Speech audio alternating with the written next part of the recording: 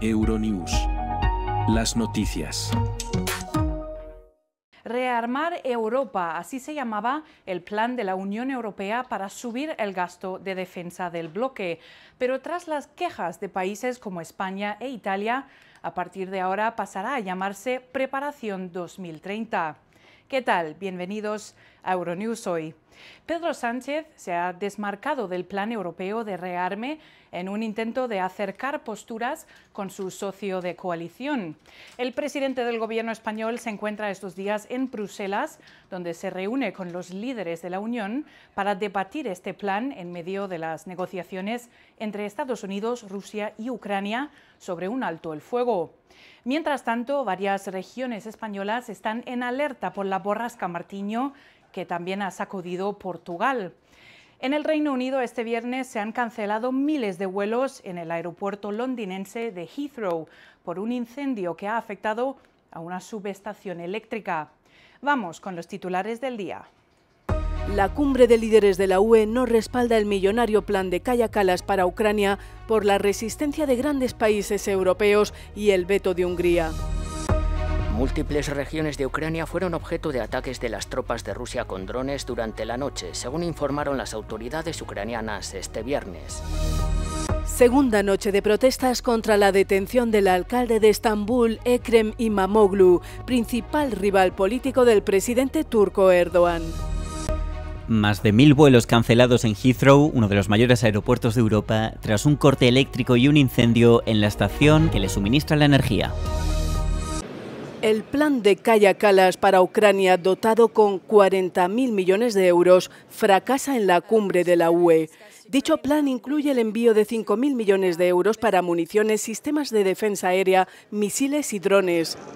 El presidente del Consejo Europeo, Antonio Costa, matizó la negativa a este nuevo plan y recordó que los Estados miembros ya han prometido 15.000 millones de euros del plan de rearme europeo adoptado hace escasas semanas. Hemos tenido un intercambio muy bueno con el presidente Zelensky y reafirmamos nuestro apoyo a Ucrania. Como recordarán, hemos dedicado nuestros 2 últimos consejos a la defensa. El día de la lluvia de ideas y el pasado 6 de marzo mantuvimos un debate y acogimos con satisfacción el paquete propuesto por la Comisión Europea para aumentar el gasto en defensa.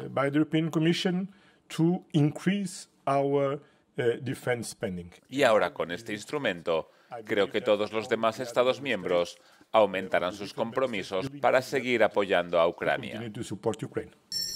En la agenda de la cumbre figuraba además la necesidad de impulsar la competitividad y la innovación en Europa en medio de la guerra comercial desencadenada por Trump. La UE ha anunciado que retrasará hasta abril las represalias arancelarias contra sectores específicos de Estados Unidos a la espera de próximas negociaciones con la Casa Blanca. En principio nos oponemos a los aranceles. Creemos que los aranceles son perjudiciales. Son como los impuestos, perjudican a los consumidores, son malos para los negocios a ambos lados del Atlántico. Estamos debatiendo activamente la cuestión con Estados Unidos y puedo confirmar que hemos decidido ajustar el calendario de entrada en vigor de los aranceles. El impacto de nuestra respuesta no cambia. Los dirigentes de la Unión Europea también deploraron la reanudación de los combates en Gaza, donde más de 500 personas han muerto por ataques aéreos israelíes, con cientos de niños como víctimas. Pidieron que se retome el alto el fuego para que se libere a los rehenes sin condiciones y que la ayuda humanitaria pueda entrar en el enclave. Durante una visita a Noruega este jueves, el presidente ucraniano Volodymyr Zelensky ha señalado que las centrales nucleares del país pertenecen al pueblo de Ucrania. La víspera, durante una llamada telefónica entre Zelensky y Donald Trump, el líder estadounidense sugirió al mandatario de Ucrania que su país cediera a Estados Unidos la propiedad de sus centrales por motivos de seguridad, según un comunicado de la Casa Blanca. Todas las centrales nucleares pertenecen al pueblo de Ucrania. Es una central nuclear estatal, no es privada. Así es la energía nuclear en Ucrania. Mientras tanto, en un discurso ante el Consejo Europeo este jueves, Zelensky pidió al menos 5.000 millones de euros de ayuda lo antes posible para reforzar las defensas de Ucrania. Además, instó a Europa a seguir presionando a Rusia para lograr una paz duradera. Un solo dispositivo USB infectado y el virus se propaga, paralizando todo el sistema de misiles de un buque de guerra francés. Este es solo uno de los escenarios ficticios a los que se enfrentan estos oficiales de ciberguerra en una base naval de Toulon, al sur de Francia. Durante 2 semanas, 15.000 soldados de todas las ramas de las Fuerzas Armadas francesas ponen a prueba sus sistemas de ciberdefensa. El objetivo es reforzar las defensas ante un posible ataque cibernético, utilizando escenarios reales, muchos de ellos inspirados en ataques rusos a Ucrania.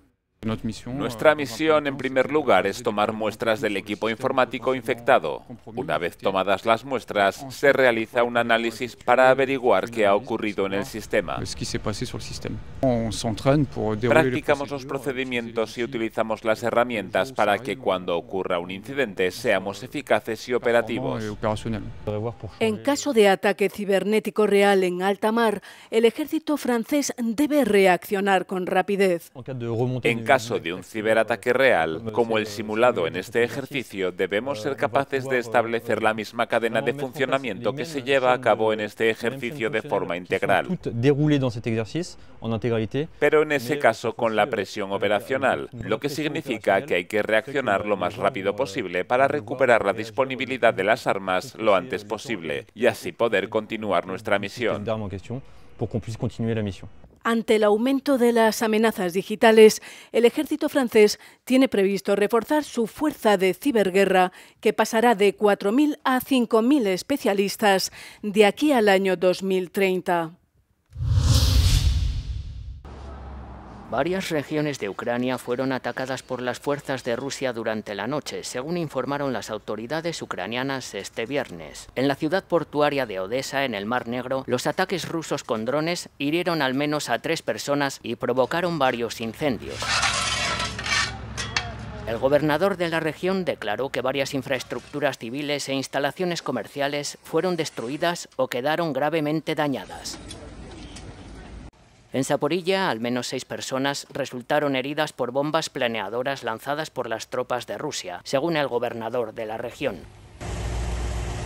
Mientras tanto, Kiev y Moscú se acusan mutuamente de atacar una estación de medición de gas en Sudzha, ciudad situada en la región rusa de Kursk. El Kremlin ha calificado el ataque de acto de terrorismo por parte de Ucrania, mientras que el Estado Mayor ucraniano ha negado cualquier implicación, afirmando que los propios rusos atacaron la instalación en un acto de provocación destinado a desacreditar a Ucrania.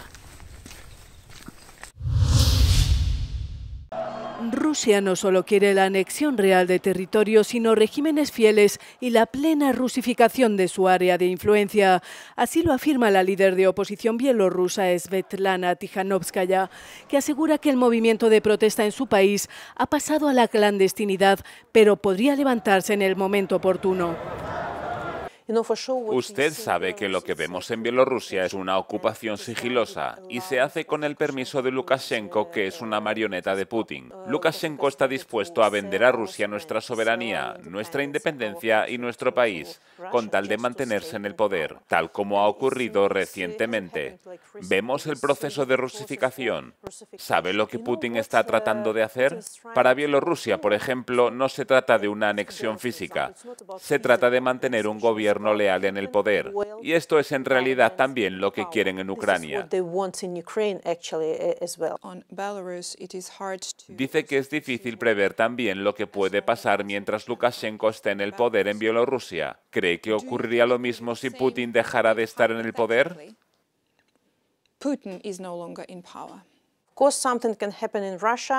Por supuesto que podría ocurrir algo en Rusia, y eso debilitaría a Lukashenko y la gente se levantaría de nuevo. Podría ser una victoria de Ucrania. Eso debilitaría a Putin y a Lukashenko.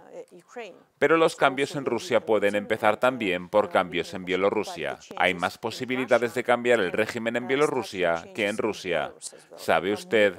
Todas estas represiones constantes que estamos sufriendo desde hace ya 4 o 5 años hacen que la gente no olvide, perdone o reniegue de las perspectivas proeuropeas y prodemocráticas. Y por eso nuestro movimiento dentro del país ha pasado a la clandestinidad, pero no ha desaparecido. ¿Porque Lukashenko sigue deteniendo gente todos los días? Cada día detiene entre 15 y 20 personas porque sabe que cuando deje de hacerlo habrá mucha gente en las calles. Hace como si todavía hubiera miles de personas protestando frente a su palacio. La visible tranquilidad en el país no significa que la gente se haya rendido. Significa que la gente se está preparando y que estará lista cuando haya una posibilidad. It means that people are preparing and they will be ready when there will be possibility. El expresidente de la Comisión Europea, José Manuel Durão Barroso, ha declarado que no habrá acuerdo de paz posible en Ucrania sin la Unión Europea. En una entrevista con Euronews, apenas unas horas después de que los 27 concluyesen una cumbre en Bruselas centrada en este conflicto, Barroso ha respondido ante los temores de que la cumbre del jueves mostrase las divisiones entre los Estados miembros. No estoy de acuerdo con que no haya habido conclusiones. Esta es la forma habitual en la que la Unión Europea toma decisiones. Por definición es un proceso relativamente lento porque hay que construir consensos entre muchos Estados miembros. Pero si lo piensas fríamente, las conclusiones han sido productivas. Reiteran los puntos clave.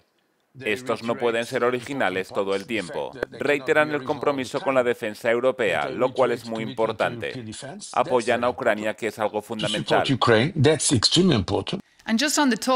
Respecto a las conversaciones entre el Kremlin y el presidente Trump, sé que usted se reunió con el señor Putin unas 25 veces, pero ahora la Unión Europea parece estar siendo apartada de estas negociaciones.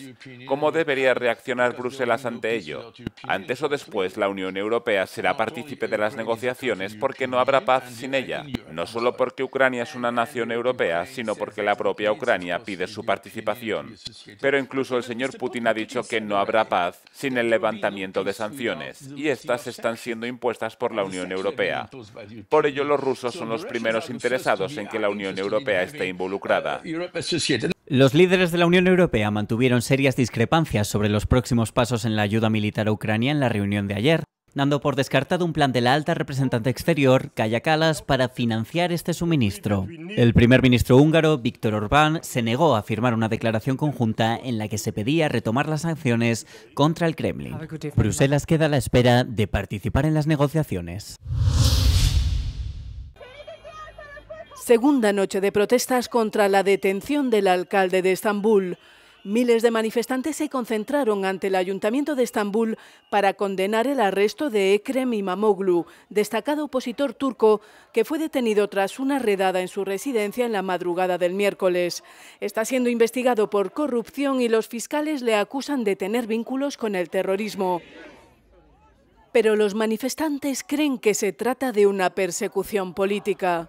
Hay mucha anarquía y no está claro hacia dónde irá todo esto. Estoy aquí con todas mis fuerzas porque todo lo que pensábamos que no haría el gobierno de Erdogan lo está haciendo. Los legisladores de la oposición acusan al presidente Recep Tayyip Erdogan de usurpar la voluntad del pueblo al intentar eliminar a su principal rival político. Esta semana la Universidad de Estambul anuló el diploma de İmamoğlu, alegando irregularidades en el traslado de su expediente en 1990 desde una universidad privada del norte de Chipre. La decisión, si se mantiene, impediría al alcalde de Estambul presentarse como candidato a la presidencia en las próximas elecciones, ya que la ley exige que el titular del cargo posea un título universitario.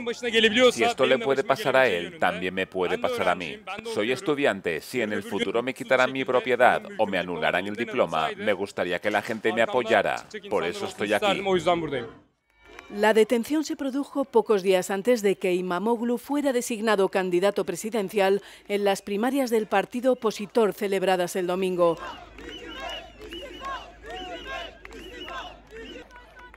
Erdogan rechaza las acusaciones, negando cualquier implicación en el proceso judicial, que según subraya es independiente. Pero muchos manifestantes siguen sin estar convencidos y han prometido continuar sus manifestaciones.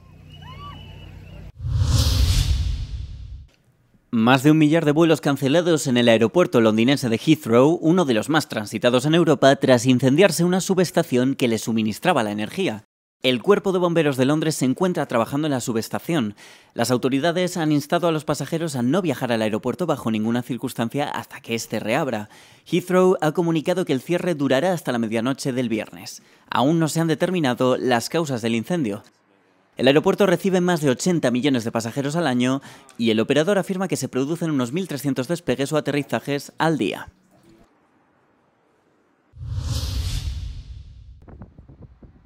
Los portugueses entierran el dinero en vez de guardarlo debajo del colchón, pero los billetes bajo tierra se estropean y esa es la principal razón por la que el Banco de Portugal ha tenido que reponer en la última década 317.000 billetes deteriorados por un valor de casi 14 millones de euros.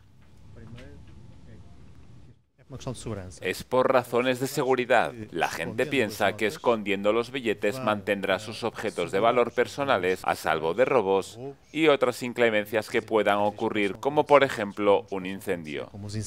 En Portugal, la costumbre de enterrar el dinero viene por una atávica desconfianza en los bancos, pero es también una forma de tener liquidez a mano en situaciones de emergencia. Nos acercamos a las oficinas del Banco de Portugal en las afueras de Lisboa. Allí vemos fajos de billetes estropeados por la humedad, quemados o incluso roídos por los ratones. En 2024 se recuperaron unos 40.000 billetes, principalmente de 20 y 50 euros. Un total de 1,7 millones de euros, la cifra más alta desde 2014. Tras la pandemia, muchos portugueses que guardaban el dinero bajo tierra se presentaron al Banco de Portugal para su canje. Estos son los criterios para el canje de billetes. Sumando los fragmentos que componen un billete, tienen que constituir más del 50% del billete, y estos fragmentos tienen que permitir identificar que pertenecen a billetes auténticos. Sobre estos fragmentos, nuestros técnicos utilizan equipos específicos para este fin. Pueden buscar esos elementos de seguridad que les permiten evaluar si ese fragmento es parte de un billete auténtico o no.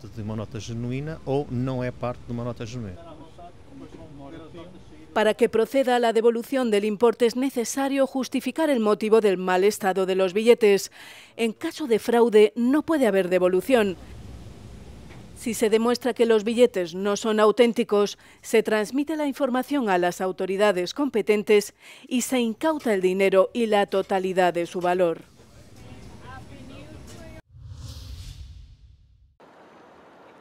Por octavo año consecutivo, Finlandia es el país más feliz del mundo. Así lo asegura el Informe Mundial de la Felicidad 2025, publicado este jueves con motivo del Día Internacional de la Felicidad. Tras Finlandia, otros países nórdicos ocupan los primeros puestos de la clasificación de naciones donde más felices son sus habitantes. ¿Cuál es el secreto de tanta felicidad entre los ciudadanos?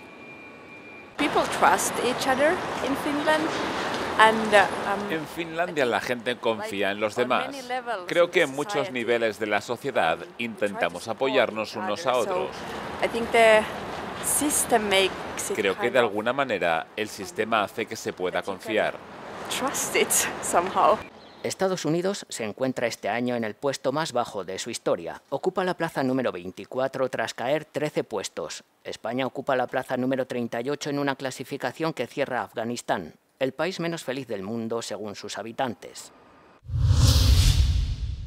Euronews ha acudido a una comida con la actriz nominada al Oscar, Carla Sofía Gascón. En este encuentro con la prensa, la protagonista de Emilia Pérez ha charlado sobre su cancelación, su transición y su trabajo en el mundo del cine. Tras estar semanas desaparecida por las críticas recibidas tras la publicación de tuits considerados racistas, la actriz española Carla Sofía Gascón, protagonista de la película Emilia Pérez y primera actriz trans en ser nominada a un Oscar, ha reaparecido en Madrid para presentar su libro autobiográfico, Lo que queda de mí, en un evento al que ha acudido Euronews. Para mí es muy doloroso este libro. De un momento muy difícil en mi vida, en el que, como ahora en esta última etapa, me encontré en una situación muy complicada. Era un momento en el que yo decidí hacer esta transición y todo se derrumbó a mi alrededor. Muchos la acusaron de discriminar a la inmigración musulmana en España, pero ella se defiende. Dice que está alejada de posturas de extrema derecha como las que plantea el partido Vox. Dice ser menos de Vox que el fundador de Podemos, Pablo Echenique. Soy menos racista que Gandhi y menos de Vox que Echenique. Racismo yo lo veo una palabra como vamos, que es una palabra contra lo que yo he luchado toda mi vida. Lo que no tengo respeto enorme es al fanatismo, ni al terrorismo, ni a las barbaridades que se cometen en nombre de dioses o religiones. Estas reflexiones son algunas de las que recoge en su libro, fruto de una vida llena de cambios marcada por su transición de género. Ella, como parte de una minoría, explica en esas páginas cómo se sintió en el proceso, algo que le hizo entender a los colectivos discriminados en el mundo y respetarlos. ¿Cuál es el futuro de la energía nuclear en Europa?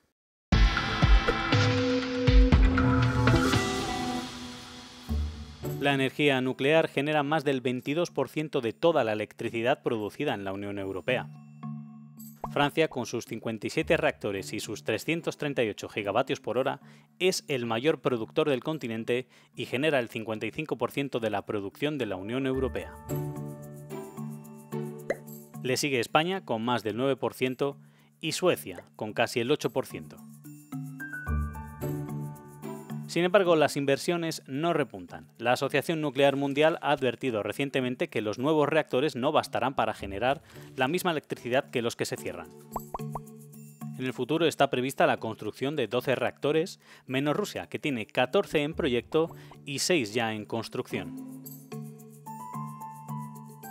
Para garantizar sus necesidades energéticas, la Asociación Nuclear Mundial afirma que la Unión Europea debe invertir al menos 350.000 millones en nuevos reactores de aquí a 2050, dentro de un plan global de inversiones de hasta 755.000 millones de euros.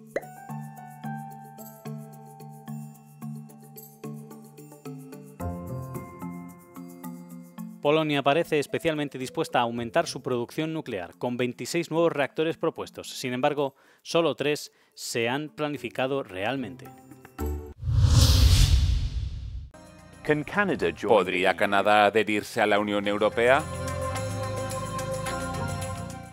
Las redes sociales se han llenado de europeos pidiendo que Canadá se una a la Unión Europea, tras la reciente hostilidad del presidente estadounidense Donald Trump, que ha empujado a Ottawa a estrechar lazos con sus aliados al otro lado del Atlántico. El primer ministro Mark Carney calificó recientemente a Canadá como el más europeo de los países no europeos, después de que una encuesta determinase que el 44% de los canadienses cree que su país debería unirse a la Unión Europea frente al 34% que opina que no. ¿Pero es esto realmente posible?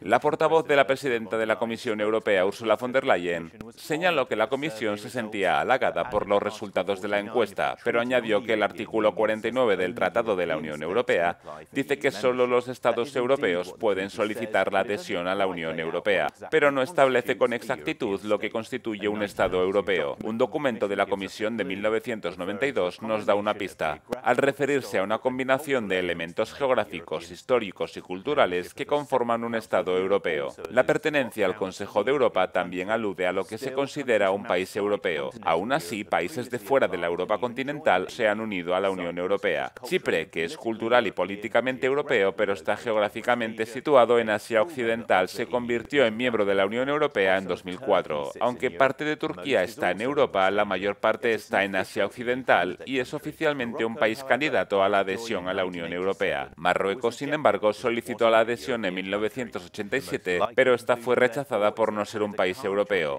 Por tanto, la conclusión más probable es que Canadá no pueda adherirse a la Unión Europea y una hipotética solicitud canadiense requeriría una revisión jurídica de los tratados.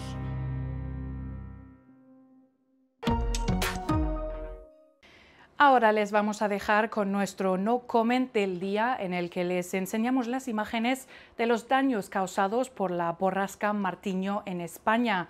Pero antes les recordamos que pueden mantenerse informados sobre todo lo que ocurre en el mundo en nuestra página web, y para no perderse ninguno de nuestros vídeos, suscríbanse a nuestro canal de YouTube. Que tengan un feliz día.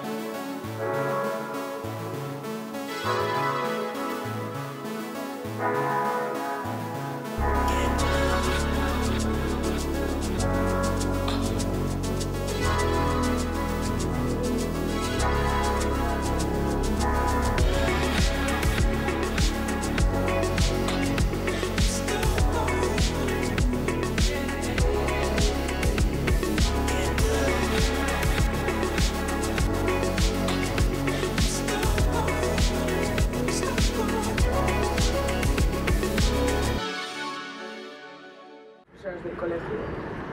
Bueno, porque clase... No, como eso así, no, ya.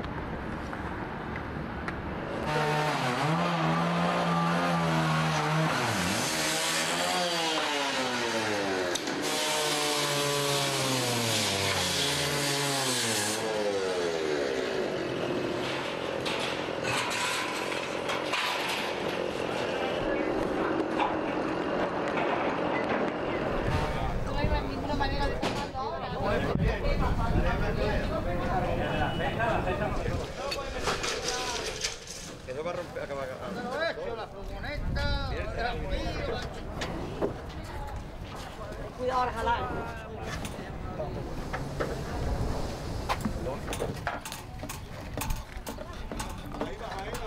Ahí.